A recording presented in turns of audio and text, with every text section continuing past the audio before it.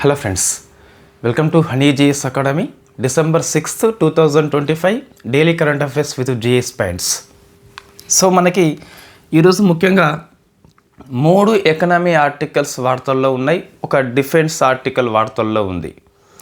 ఈ 3 economy articles కూడా current affairs కాకుండా మన సిలబస్లో ఉన్న అంశాలు కాబట్టి ఎక్కువ ఫోకస్ చేయాలి. మన ఎగ్జామ్స్ ఎప్పుడు ఉన్నప్పటికీ ఈ 3 అంశాలు మనం అధ్యయనం చేయాల్సిందే. సో అందులో ఫస్ట్ మనకి ఒక కొత్త సెస్ని పార్లమెంటు ఆమోదించింది. సో గడిచిన ఒక 2-3 రోజులు పేపర్ చూస్తే మనకి ఈ ఫైనాన్స్ మినిస్ట్రీ తరచుగా వివరణ ఇస్తుంది. ఈ సెస్ అనేది కేవలము ఈ డీమెరిట్ వస్తువుల మీద అని చెప్పడం జరిగింది. సో ఈ సెస్ ఏంటి, ఆ వస్తువులు ఏంటి, అది డిస్కస్ చేద్దాం. ఇది సిలబస్లో మనం రాసుకోవాలి. సిలబస్లో ఉంది కాబట్టి కరెంట్ అఫైర్స్ నోట్స్లో కాకుండా వీలైతే ఎకనామీ నోట్స్లో రాసుకోవడం మంచిది, ట్యాక్సెస్ పాఠంలో రాసుకోవడం మంచిది. సో సెస్ పేరేంటి మనకు అంటే health and national security cess. So national security cess. So మనకి సెస్ అని చెప్పేసి వచ్చినప్పుడు కంపల్సరీ అది దేని పర్పస్ అని చెప్పేసి ఆ బిల్లు లోపలనే మనకు ఉంటుంది. దేనికోసం ఈ సెస్ అనేది అంటే హెల్త్ కోసము. అంటే ఈ విధించబడ్డ సెస్ని మనం దేనికోసం ఉపయోగిస్తామంటే దేర్ ఈజ్ స్పెసిఫిక్ పర్పస్. ఏ పర్పస్ కోసం విధిస్తావో దానికోసమే మనం తయారు చేస్తాం, దానికోసం మనం ఖర్చు చేస్తాం. ఇక్కడ దేనికోసము, పబ్లిక్ హెల్త్ కోసము, దాంతోపాటు నేషనల్ సెక్యూరిటీ కోసం అని చెప్పేసి మనకి బిల్లు పేరు కూడా health and national security cess bill 2025 అని చెప్పేసి మనకి పార్లమెంట్ ఆమోదించింది. సో ఇప్పుడు ఇది ఏ వస్తువుల మీద విధిస్తాం, అంతకంటే ముందు వాట్ ఈజ్ ద సెస్, ఇది బేసిక్ పాయింట్ అండి. మనకి రెగ్యులర్ క్లాస్లో డిస్కస్ చేసినాం చాలాసార్లు. మనకి ఎగ్జాంపుల్ ట్యాక్స్ అని చెప్పేసి అనుకోండి, సమ్ అమౌంట్ మీద మీకు సమ్ X% అని చెప్పేసి ట్యాక్స్ పడింది, ఒక 50 రూపీ, ఒక 100 రూపాయల మీద. ఇది మనకి ట్యాక్స్ అని చెప్పేసి అంటాం. నెక్స్ట్ ఈ ట్యాక్స్ అనేది ఎందులోకి వెళ్తుందండి, మనకి కన్సాలిడేట్ ఫండ్ ఆఫ్ ఇండియాలోకి వెళ్తుంది. సో ఇక్కడ మీకు పబ్లిక్ ఫైనాన్స్ కమిషన్ అని చెప్పేసి ఉంటుంది కదా. సో అది షేర్ చేస్తుంది between the states and centre మధ్య షేర్ చేస్తుంది. మనకి ఆర్థిక సంఘము అనేది షేర్ చేస్తుంది. ఒకసారి మీరు ఆన్సర్ చేయండి.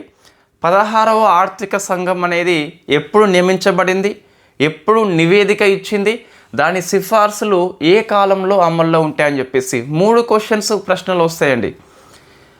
ఎప్పుడు నియమించబడింది ఒకటి, ఎప్పుడు రిపోర్ట్ సబ్మిట్ చేసింది, దాని సిఫార్సులు అనేవి ఎప్పుడు అమల్లో ఉంటాయని చెప్పేసి ఒకసారి మీరు ఆన్సర్ చేయండి. వీలైతే దాని చైర్పర్సన్ సభ్యులను కూడా అందులో పార్ట్ టైం ఎవరు, ఫుల్ టైం ఎవరు అని చెప్పేసి కూడా చేయండి, తప్పేం లేదు. సో నెక్స్ట్ మనకి ట్యాక్స్ అయిపోయింది కదా, ఇంకోటి సర్ చార్జ్ అని చెప్పేసి పిలుస్తాం.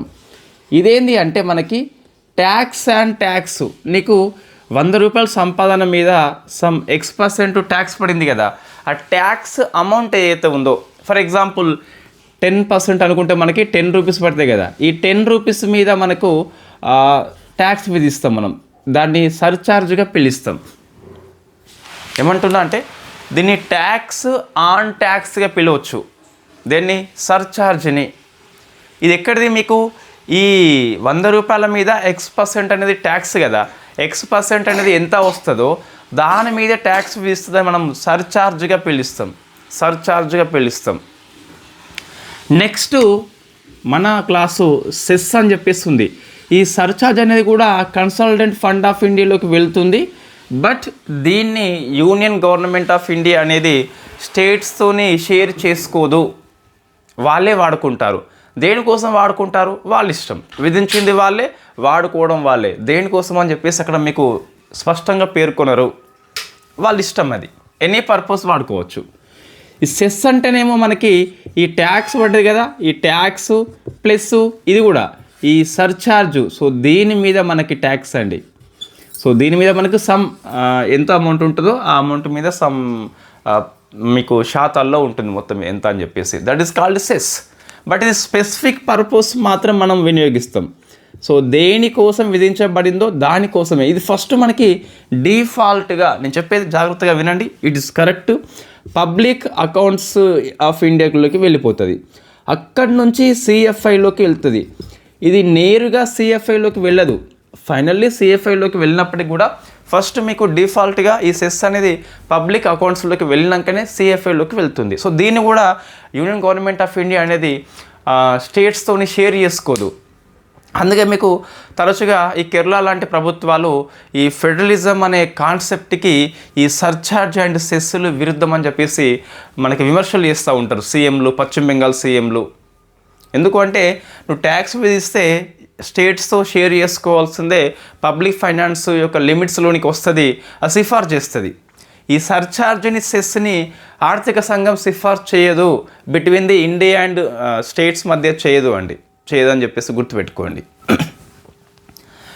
So India and states it's wrong word. So అది మనం వాపస్ తీసుకుంటున్నాము రికార్డ్స్ నుంచి. యూనియన్ అండ్ స్టేట్స్ అని చెప్పేసి కరెక్ట్ వర్డ్. రైట్. ఇప్పుడు ఈ హెల్త్ నేషనల్ సెక్యూరిటీ సెస్ అనేది దేని మీద విధిస్తారని చెప్పేసి అడుగుతారు. దేని మీద అని చెప్పేసి అడిగితే మనకు ఇదేమో డీమెరిట్ గుడ్స్ అని చెప్పేసి జనరల్ వర్డ్ అండి, మనకి అంటే పత్రికలు రాస్తున్న వర్డు. బట్ మనం ఎకనామిక్ చదువుకుంటున్నాం. మనం ఈ గుడ్స్ని మనము సిన్ గుడ్స్గా పిలుస్తాం. పాపపు వస్తువులు అని చెప్పేసి తెలుగులో వస్తుంది. సిన్ గుడ్స్ అంటే ఈ హెల్త్ మీద, సొసైటీ మీద హార్మ్ఫుల్ అంటే ఎక్కువ హాని కలిగిస్తాయి. సో దాన్ని మనము సిన్ గుడ్స్గా పిలుస్తాం. సో దీని మీద విధిస్తున్నాం మనం. అంటే ఈ పాన్ మసాలా, టొబాకో ఉంది కదా, అంటే అవర్ ఫేమస్ స్టార్స్, ఎవరైతే స్టార్స్ ఉన్నారో మనకి, సో వాళ్ళు మేము ఇది తినే స్టార్ అయినామని చెప్పేసి, మేము ఇది తాగి ఇట్లా అయినామని చెప్పేసి మనకి స్టార్స్ కొన్ని యాడ్స్ ఇస్తారు కదా, అటువంటి వస్తువుల మీద ఫస్ట్ వాళ్ళ మీద మనం ట్యాక్స్ చేయాలి కంపల్సరీ. తర్వాత ఈ వస్తువుల మీద చేయవచ్చు మనకి. అంటే వాళ్ళు పాన్ మసాలా తిని స్టార్స్ అవుతారండి ఎవరైనా. కొంతమంది థమ్స్అప్ లేకుంటే తినేది లేదని చెప్పేసి జీవితంలో థమ్స్అప్ తాగిన వాళ్ళు కూడా మనకి యాడ్ చేస్తారు.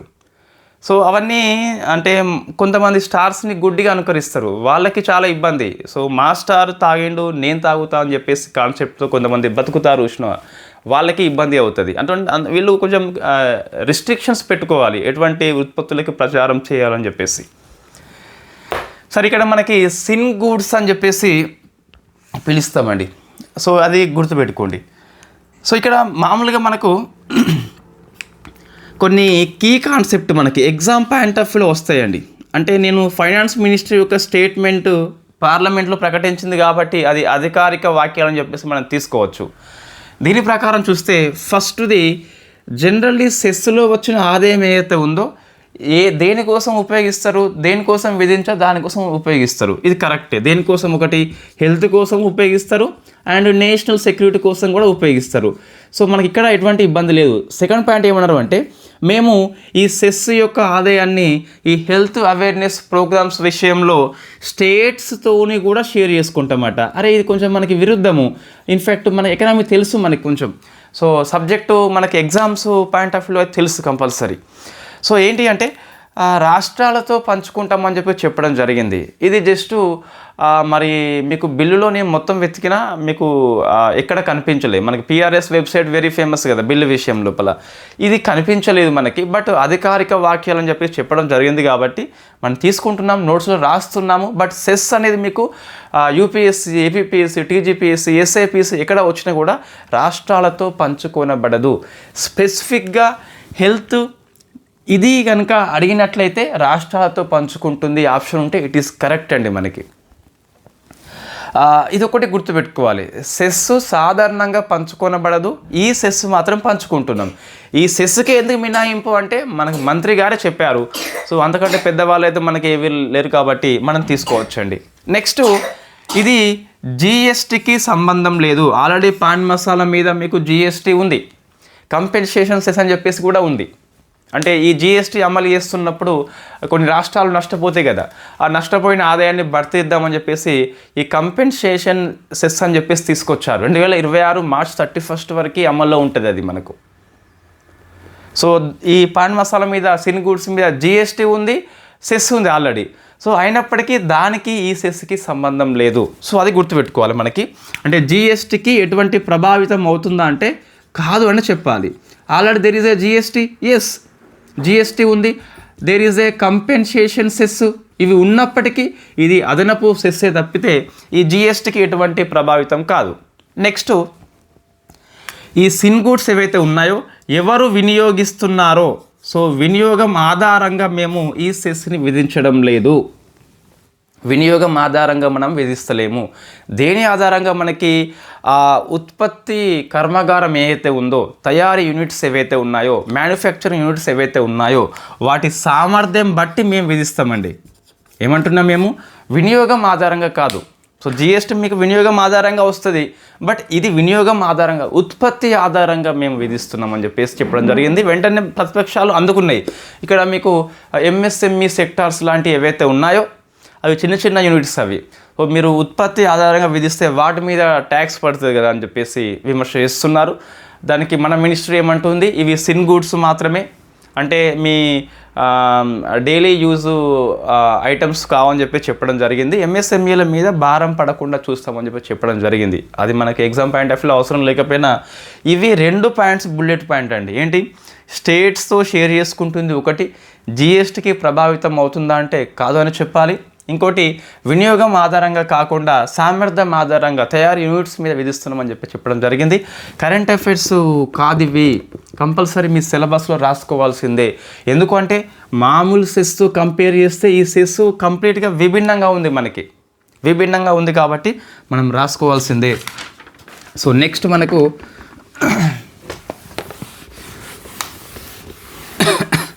సో ఆర్బీఐ మానిటరీ పాలసీ అని చెప్పేసి వార్తల్లో ఉంది. మనం ప్రతి 2 monthsకి డిస్కస్ చేస్తున్నామండి. ఎందుకు అంటే మానిటరీ పాలసీ కమిటీ ఎవ్రీ 2 monthsకి మీటింగ్ పెట్టుకొని monetary policy benchmark rate, repo రేట్ని నిర్ణయిస్తుంది. అది మనం ఎవ్రీ 2 monthsకి, ఇప్పుడు డిసెంబర్ కదా, మనం అక్టోబర్లో డిస్కస్ చేసినాం. ఒకసారి మీరు అక్టోబర్ మంత్లీ మ్యాగజైన్ తీసుకోండి.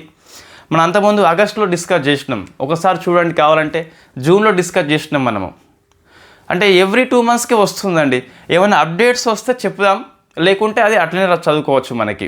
So what is the repo rate, what is the reverse repo rate, what is the standing deposit facility, marginal standing facility, bank rate, cash reserve ratio, statutory liquidity ratio. ఇవేంటి మనకు వేరే class చేసి ఉన్నాం. ఒక 40 minutes video ఉంది యూట్యూబ్లోని అందుబాటులో, ఒకసారి చూసుకోండి. కరెంట్ ఎకనామీ అప్డేట్స్ అని చెప్పేసి ప్లేలిస్ట్ ఉంటుంది. నేను ఓన్లీ గణాంకాలు అందిస్తే ఇక్కడ మళ్ళీ 40 minutes వీడియో మనం చేయలేము. డైలీ కరెంట్ అఫైర్స్లో అంత పెద్ద లాంగ్ అవసరం లేదు మనకి. సో నేను బ్రీఫ్గా చెప్పేటప్పుడు, సో మానిటరీ పాలసీ కమిటీ అని చెప్పేసి ఇది చట్టబద్ధ సంస్థ, మనకు తెలుసు ఆల్రెడీ. ఎవ్రీ 2 monthsకి మీటింగ్ పెట్టుకొని నిర్ణయాలు వెల్లడిస్తుంది, మనం రాసుకుంటున్నాం కూడా. సో ఫస్ట్ రెపో రేట్ అండి. రెపో రేట్ మీన్స్ మనకు ఈ బ్యాంకులు ఆర్బీఐ దగ్గర అప్పు చేస్తాయి. అప్పుడు ఆర్బీఐకి చెల్లించే వడ్డీ రేట్ ఏదైతే ఉందో దాన్ని రెపో రేట్గా పిలుస్తాం మనం. ఇది లాస్ట్ మనకి 5.50 అని చెప్పేసి ఉండే లాస్ట్ అక్టోబర్ లోపల సమీక్ష లోపల. దీన్ని ఒక 25 basis points తగ్గించారు. 25 basis points మీన్స్ 0.25 అని చెప్పేసి పిలుస్తాం. సో ఎంత వస్తుందంటే మనకి తగ్గిస్తే 5.25 అని చెప్పేసి వస్తుంది. తగ్గించారు అంటే సో మనకి లోన్లు కూడా తగ్గిపోతాయి. అంటే ఈజీగా నగదు లభ్యత అనేది తక్కువ వడ్డీకే వస్తుంది. అంటే ఆర్బీఐ యొక్క మానిటరీ పాలసీ అనేది ఏంది, ద్రవ్యోల్బణం నియంత్రణ చేస్తూనే వృద్ధి వైపు కూడా ఒక చూపు వేయాలి. సో మనకి వృద్ధి వైపు పయనిస్తుంది ఈ మానిటరీ పాలసీ యొక్క సమీక్ష అనేది విధానం చూస్తే మనకి. ఇప్పుడు 5.25 వచ్చింది కదా, సో కట్ చేసింది అన్నట్టు. కట్ చేస్తే మనకి లోన్లు చౌక వస్తే మనం ఎక్కువ లోన్ తీసుకొని ఇన్వెస్ట్మెంట్ చేసి వస్తు ఉత్పత్తి సేవలు ఉత్పత్తి చేసి ఎంప్లాయ్మెంట్ కల్పిస్తాం మనం. సో 5.25 అని చెప్పేసి పిలుస్తాం. దీనికి బట్టి ఇంకా కొన్ని మారుతాయి ఆటోమేటిక్గా. -0.25 అంటే దీనికంటే ఒక 25 basis points తక్కువ ఉంటుంది. ఎంత వస్తుంది మనకి? 5 అని చెప్పేసి వస్తుంది కదా. ఇదే స్టాండింగ్ డిపాజిట్ ఫెసిలిటీ, SDF అని చెప్పేసి పిలుస్తాం. సో ఇది 5 అని చెప్పేసి ఉంది. రెపో రేట్ కంటే 0.25 తక్కువ ఉంటుంది. SDF అంటే ఏంటిదంటే రివర్స్ రెపో రేట్, మీకు ఐడియా ఉంది కదా. So reverse repo rate, reverse repo అని చెప్పేసి ఇదేంది, ఒక బ్యాంక్ అనేది వాణిజ్య బ్యాంకు తన దగ్గర ఉన్న అదనపు నగదుని ఆర్బీఐ దగ్గర పెట్టుకుంటుంది. ఆర్బీఐ వడ్డీ చెల్లిస్తుంది. అదే రివర్స్ రెపో అని చెప్పేసి పిలుస్తాం. SDF కూడా అంతే. ఒక వాణిజ్య బ్యాంకు అదనపు నగదు లభ్యత ఉన్నప్పుడు ఆర్బీఐ దగ్గర పెట్టుకుంటుంది, ఆర్బీఐ వడ్డీ చెల్లిస్తుంది, దాన్ని ఎస్డిఎఫ్ అని చెప్పేసి పిలుస్తాం. రెండు సేమేనా, రెండు ట్విన్సా అంటే సమ్ డిఫరెన్స్ ఆర్ దేర్. ఆ డిఫరెన్స్ ఏంటి అంటే రివర్స్ రేపో విషయంలో ఆర్బీఐ బ్యాంకులకు కొలేటరల్ ఇస్తుంది, పూచికత్తు గ్యారంటీ ఇస్తుంది, ఎస్డిఎఫ్ విషయంలో ఇవ్వదు. That is the main difference between the reverse రేపో అండ్ ఎస్డిఎఫ్. కాన్సెప్ట్ ఒకటే కానీ కొలేటరల్ ఉంటే రివర్స్ రేపో, లేకుంటే ఎస్డిఎఫ్. నెక్స్ట్ ఇంకొక ప్లస్ 0.25 అని చెప్పేసి ఎంత వస్తుంది మనకి 5.50 అని చెప్పేసి వస్తుంది. ఇవేంటి అంటే మనకు మార్జినల్ స్టాండింగ్ ఫెసిలిటీ, అంటే బ్యాంకులకి రుణం అవసరం ఉంటుంది ఓవర్ నైట్, 1 డే పర్పస్, అప్పుడు ఎంఎస్ఎఫ్ తీసుకుంటుంది. సో ఇక్కడ కొలెటరల్ అవసరం అంటే అవసరమే అండి, తన ఎస్ఎల్ఆర్ నుంచి కూడా తీసి ఇవ్వచ్చు. సో బ్యాంక్ రేట్ కూడా మీకు సేమ్ 5.50 ఉంటుంది. బ్యాంక్ రేట్ మీన్స్ మనకి 14 డేస్ కంటే ఎక్కువ రుణం అవసరం ఉన్నప్పుడు ఈ బ్యాంక్ రేట్కి వెళ్ళిపోతారు. There is no any collateral, అంటే ఎటువంటి పూచికత్తు ఇక్కడ అవసరం లేదు మనకి. సో రెపో రేట్ అంటే మనకి 2 to 14 డేస్ అవసరం ఉన్నప్పుడు రుణము, అప్పుడు ఇది తీసుకుంటారండి. దీనికి కూడా కొలెటరల్ కంపల్సరీ అవసరమే. సో ఎంఎస్ఎఫ్కి అవసరమే, బట్ అది ఎస్ఎల్ఆర్ నుంచి కూడా తీసేయవచ్చు. ఎస్ఎల్ఆర్ అంటే మనం బ్యాంకు తన దగ్గర ఉన్న డబ్బుని లేకుంటే వస్తు రూపం లోపల కూడా నిల్వ చేసుకోవచ్చు అన్నట్టు. సో ఇది మనకు అవసరం ఉంటుందండి. ఈ ప్రజెంట్ సిఆర్ఆర్ చూస్తే మీకు 3% ఉంది, డిసెంబర్తో 3కి తగ్గింది అది.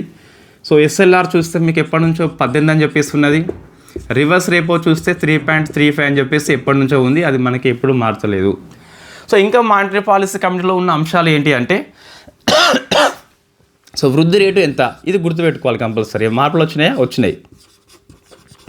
అంతకుముందు 6.8 అని చెప్పేసి ఉండే కదా, దీన్ని 7.3 అని చెప్పేసి చేయడం జరిగింది.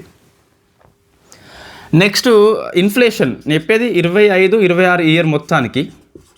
సో ఇన్ఫ్లేషన్ ద్రవ్యోల్బణం అనేది అంతకుముందు ఎంత అంచనా వేసిందండి, 2.6 కదా, ఇప్పుడు 2కే తగ్గించింది.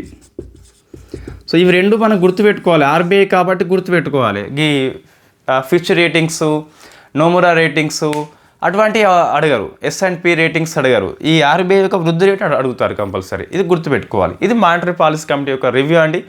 మీకు ఈ పదాల గురించి తెలవాలంటే మన క్లాస్ చేసి ఉన్నాం, ఒకసారి చూసుకోవచ్చు. సో ఇంతే మనకి. అయితే ఆర్బీఐ తన యొక్క స్టాండ్స్ ఏంటి, పాలసీ ఏంటి అంటే లాస్ట్ పాలసీని కొనసాగించింది. అదే మనకి న్యూట్రల్ పాలసీ అని చెప్పేసి పిలుస్తాం కదా, తటస్థ వైఖరి అని చెప్పేసి కొనసాగించింది. తటస్థ వైఖరి అంటే ఏంటి అంటే వడ్డీ రేట్లను స్థిరంగా ఉంచవచ్చు, అది మాత్రమే కాదండి, మనం డిస్కస్ చేసినాం చాలాసార్లు. న్యూట్రల్ పాలసీ అంటే వడ్డీ రేట్లు స్థిరంగా ఉంచవచ్చు, మారకుండా ఉంచవచ్చు. నెక్స్ట్ పాలసీ లోపల 5.25 ఉండొచ్చు, లేకుంటే తగ్గించవచ్చు, లేకుంటే పెంచవచ్చు, ఏదైనా చేయవచ్చు. దట్ ఈస్ న్యూట్రల్ పాలసీ అని చెప్పేసి పిలుస్తాం. నేను చెప్పేది కరెక్టే, మీ తెలుగు పుస్తకంలో వేరే ఉంటే దాన్ని కనిపించినంత వరకు కొట్టిపడేయండి. న్యూట్రల్ పాలసీ అంటే తగ్గించవచ్చు, పెంచవచ్చు, స్థిరంగా ఉంచవచ్చు. చీప్ మనీ పాలసీ అంటే కంపల్సరీ రెపో రేట్ని తగ్గిస్తుంది నెక్స్ట్ పాలసీ లోపల.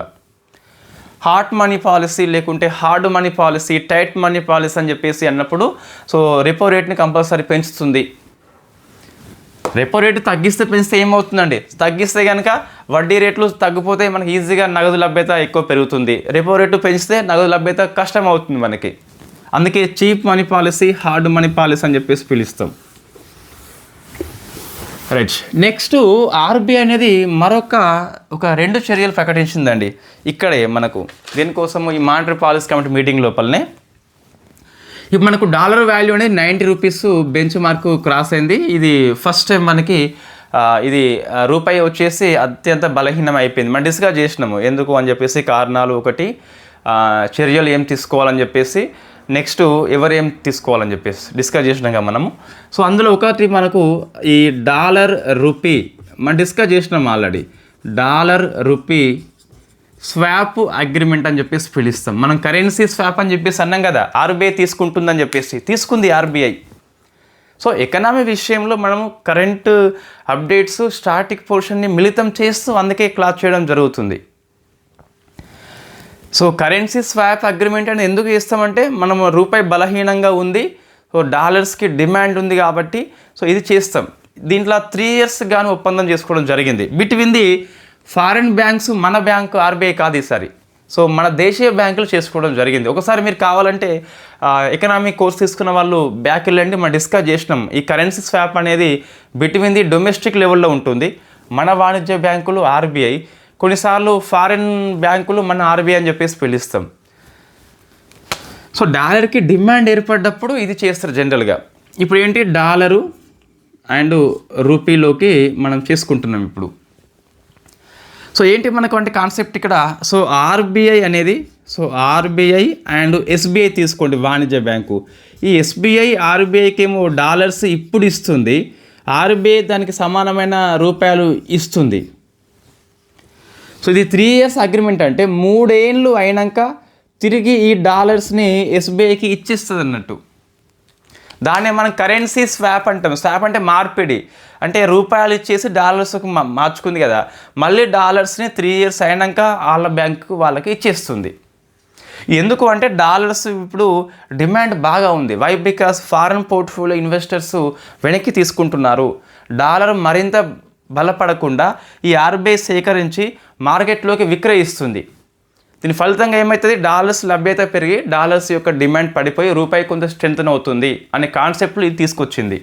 ఏం చెప్తున్నా, ఎస్బీఐ ఆర్బీఐకి డాలర్స్ ఇస్తుంది, ఆర్బీఐ వాళ్ళకు రూపాయలు ఇచ్చేస్తుంది, అయిపోయింది. 3 ఏళ్ళు అయినాక డాలర్స్ ఎక్కువ ఉన్నప్పుడు, డాలర్స్కి డిమాండ్ లేనప్పుడు ఆర్బీఐ ఎప్పుడు టైం చూసి ఎస్బీఐకి ఇచ్చేస్తుంది. ఇప్పుడు ఎందుకు తీసుకుంటుంది అంటే ఈ డాలర్స్ అనేవి ఎస్బీఐకి ఇచ్చింది కదా, ఈ అన్నిటినీ ఆర్బీఐ తన దగ్గర ఉంచుకోకుండా సో మార్కెట్లోకి రిలీజ్ చేస్తుంది.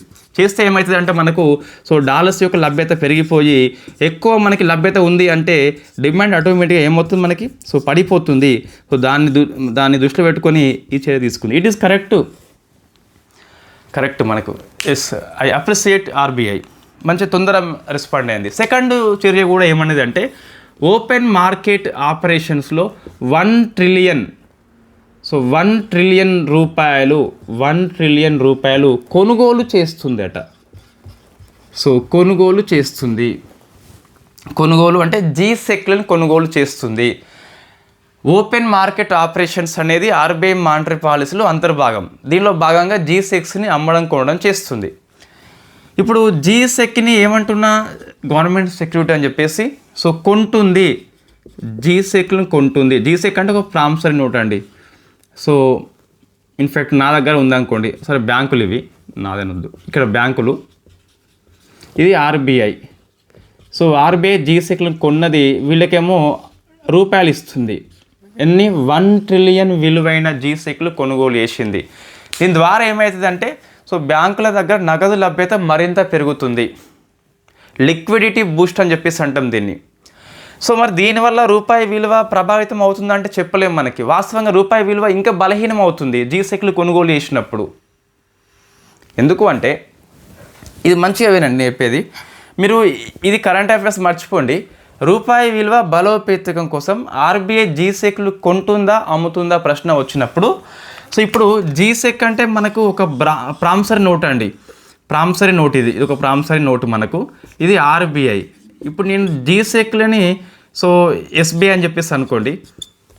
సో ఆర్బీఐ జీసెక్ని అమ్మింది, వీళ్ళకి అమ్మితే ఎస్బీఐ దగ్గర డబ్బులని ఆర్బీఐ తీసుకుంటుంది. సో జీసెక్లు సెల్ చేసింది అంటే రూపాయలు కాస్త ఆర్బీఐకి వెళ్ళిపోయినాయి, నగదు లభ్యత తగ్గింది. సో తగ్గినప్పుడు రూపాయికి డిమాండ్ ఆటోమేటిక్గా ఏర్పాటవుతుంది. సో డిమాండ్ ఏర్పాటైతే బలం అవుతుంది, అంటే రూపాయి బలోపేతం కోసం జీసెక్లని సెల్ చేయాలి, ఆర్బీఐ అమ్మాలి. అదే ఇప్పుడు ఆర్బీఐ కనుక జీసెక్లని సో కొనుగోలు చేసింది అనుకో, సో ఇప్పుడు వీళ్ళ దగ్గర జీసెక్ ఉన్నది, ఇది ఇటు కొనుగోలు చేసింది అంటే ఆర్బీఐ డబ్బులు ఇస్తుంది కదా. సో మరింత నగదు లభ్యత పెంచుతుంది. మరింత నగదు లభ్యత అన్ని రూపాయలే మనకు కనిపిస్తే రూపాయి మరింత బలహీనం అవుతుంది. అందుకే మీకు ఆర్థిక నిపుణులు, మీరు పేపర్ చూడండి ఒకసారి ఇవాళ పొద్దుగాల, సో రూపాయి మరింత క్షీణించవచ్చు.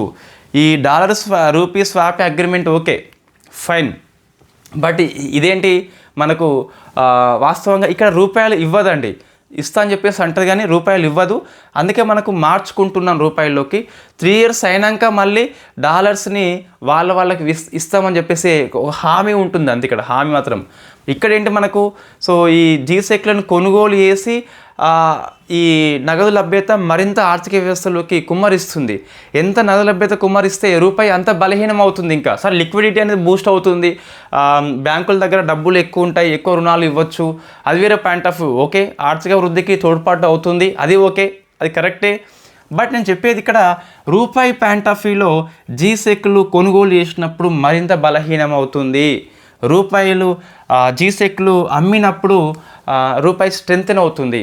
జీసెక్లు అమ్ముతున్నారంటే నగదును పీల్చుకుంటున్నట్టు వ్యవస్థ నుంచి ఆర్బీఐ.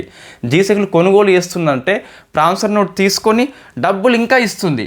డబ్బులు ఇంకా ఇస్తే రూపాయి బలహీనం అవుతుంది. కనీసం స్వల్పకాలంలో నోట్స్లో ఏం రాసిన అంటే ఎనీ ఎఫెక్ట్ అంటే ఎస్, రూపాయి మరింత క్షీణించవచ్చు ఆర్థిక నిపుణుల ప్రకారం డ్యూ టు జీసెక్ కొనుగోలు చేస్తుంది, కానీ స్వల్పకాలం అయితే క్షీణిస్తుంది.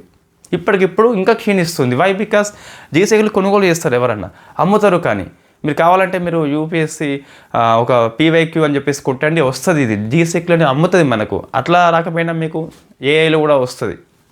సరే, అది మొత్తం మీద చూస్తే జీసెక్లని ఎప్పుడు కూడా రూపాయి బలహీనం కోసము కొనుగోలు చేస్తాం, రూపాయి బలోపేతం కోసం అమ్మకం చేస్తాం. ఇక్కడ తీసుకున్న చర్య అనేది రూపాయి మరింత బలహీనం అవుతుంది. అది చర్య దేనికి పనికి వస్తుంది అంటే నగదు లభ్యత పెరిగినప్పుడు, సో ఇన్ఫ్యాక్ట్ ఇది వృద్ధి వైపు పయనిస్తుంది. సో మరింత లోన్స్ ఇచ్చేందుకు బ్యాంకుల దగ్గర లభ్యత ఎక్కువ ఉంటుంది కాబట్టి ఆర్థిక వృద్ధి వైపు. లేకుంటే ఇట్లా కూడా వాళ్ళు ఆలోచన చేయవచ్చు, నగదు లభ్యత పెరిగింది కాబట్టి ఎక్కువ లోన్స్ ఇస్తుంది, రెపో రేట్ తగ్గించింది, అందుకే ఎక్కువ ఇచ్చినప్పుడు ఎగుమతిదారులు అనేవి ఇన్వెస్ట్మెంట్ చేసి ఎక్కువ ఉత్పత్తి చేసి ఎక్కువ ఎక్స్పోర్ట్ చేస్తారు. దాని ఫలితంగా సో మనకి రూపాయి మరింత బలం కావచ్చు. కానీ చెప్పలేము మనం, స్వల్పకాలంలో అయితే వెంటనే తగ్గిపోతుంది మరింతగా. ఇది దీర్ఘకాలిక ప్రక్రియ. మనకు ఎక్స్పోర్టర్స్ లోన్ తీసుకోవాలి, ఇన్వెస్ట్ చేయాలి, వస్తుత్పత్తి చేయాలి, మళ్ళీ ఎక్స్పోర్ట్ చేయాలి, అప్పుడు రూపాయి బలం అవుతుంది. అది వేరే కాన్సెప్ట్ మనకి. సో ఇది మనకు వార్తల్లో ఉన్న ఎకనామీ అంశాలండి. సో డిఫెన్స్ చూస్తే మనకి ఎక్సర్సైజు గరుడ శక్తి అని చెప్పేసి ఉన్నది. గరుడ శక్తి అని చెప్పేసి ఇది ఇండోనేషియా అండ్ ఇండియా మధ్య జరిగే special joint forces exercise. It is 10th edition. దీన్ని ఇటీవల హిమాచల్ ప్రదేశ్లో ఉన్న బాక్లోహు అనే ప్రాంతము హోస్ట్ చేస్తుంది. సో బాక్లోహు అని చెప్పేసి గుర్తుపెట్టుకోవాలి. గరుడ శక్తి అని చెప్పేసి. ఈ గరుడ ఏంటి, ఇవి రెండు వేరువేరండి. మీరు ఒకసారి ఆన్సర్ చేయండి. గరుడ శక్తి అంటే Indonesia India special force exercise. Only Garuda ఎవరి మధ్య ఏ విన్యాసము, ఓన్లీ శక్తి ఎవరి మధ్య ఏ విన్యాసం, ఇవి రెండు వేరు, కలిపేస్తే వచ్చేది వేరు. సో అదొకసారి మీరు ఆన్సర్ చేయండి. ఈరోజు కరెంట్ అఫైర్స్ అంశాలు మనకి ఇంకేమన్నా ఉంటే మరి రేపటి క్లాస్లో డిస్కస్ చేద్దాం ఉదయం పూట. Thank you very much. అచ్చా, ఇంకోటి, ఈరోజు కరెంట్ అఫైర్స్లో అన్ని అంశాలు గ్రూప్ 2 కోసం అవసరమే. అన్ని అంశాలు అవసరమే. గరుడ శక్తి కూడా మీకు ఫ్రీక్వెంట్లీగా వస్తుంది కదా ఎగ్జామ్ లోపల. సో కాబట్టి అన్ని అంశాలు చదువుకోండి. All the best.